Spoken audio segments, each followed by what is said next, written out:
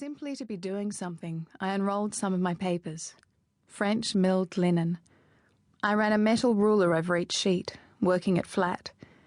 The sound of the metal edge travelling across the large sheet was like the sound of the surf I can hear from my flat at home in Sydney. I noticed that my hands were shaking.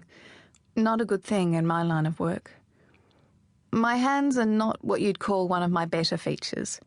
Chapped, wattled across the back, they don't look like they belong on my wrists, which I'm happy to report are slender and smooth, like the rest of me. Charwoman's hands, my mother called them, the last time we argued.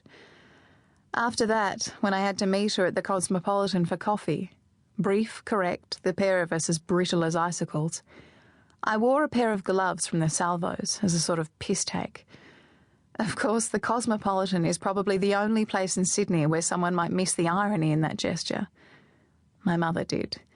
She said something about getting me a hat to match.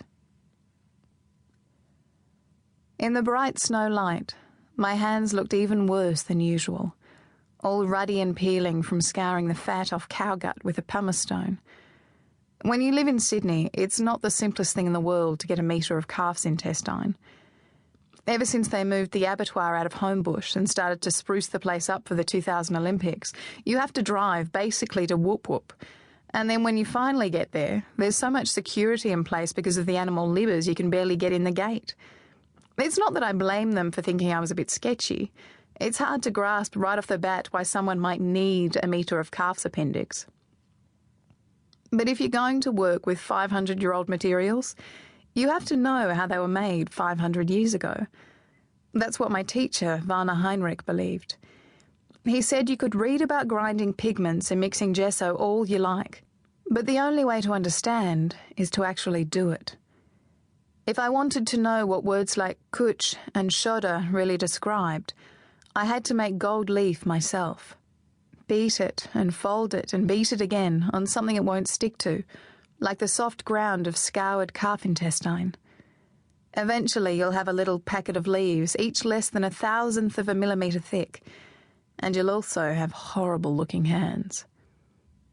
I made a fist, trying to smooth out the old lady wattle skin, also to see if I could stop the trembling. I'd been nervous ever since I changed planes in Vienna the day before. I travel a lot. You basically have to if you live in Australia and want a piece of the most interesting projects in my field, which is the conservation of medieval manuscripts. But I don't generally go to places that are datelines in war correspondence dispatches. I know there are people who go in for that sort of thing and write great books about it, and I suppose they have some kind of it-can't-happen-to-me optimism that makes it possible for them. Me, I'm a complete pessimist. If there's a sniper somewhere in the country I'm visiting, I fully expect to be the one in his crosshairs. Even before the plane landed, you could see the war. As we broke through the grey swag of cloud that seems to be the permanent condition of the European sky, the little russet-tiled houses hugging the Adriatic looked familiar at first, just like the view I'm used to, down over the red rooftops of Sydney to the deep blue arc of Bondi Beach. But in this view, half the houses weren't there anymore. They were just jagged bits of masonry, sticking up in ragged rows like rotting teeth.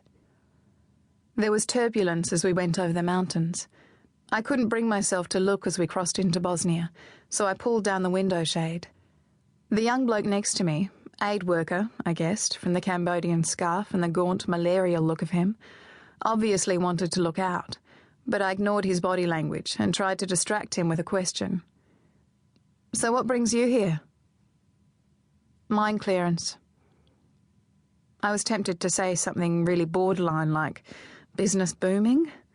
but managed, uncharacteristically, to restrain myself. And then we landed and he was up, with every single other person in the plane, jostling in the aisle, ferreting around in the overhead bins. He shouldered an immense rucksack, and then proceeded to almost break the nose of the man crowding the aisle behind him. The lethal backpacker 90-degree turn. You see it on the bus at Bondi all the time. The cabin door finally opened, and the passengers oozed forward, as if they were glued together. I was the only one still seated. I felt as if I'd swallowed a stone that was pinning me to my spot. "Dr. Heath?"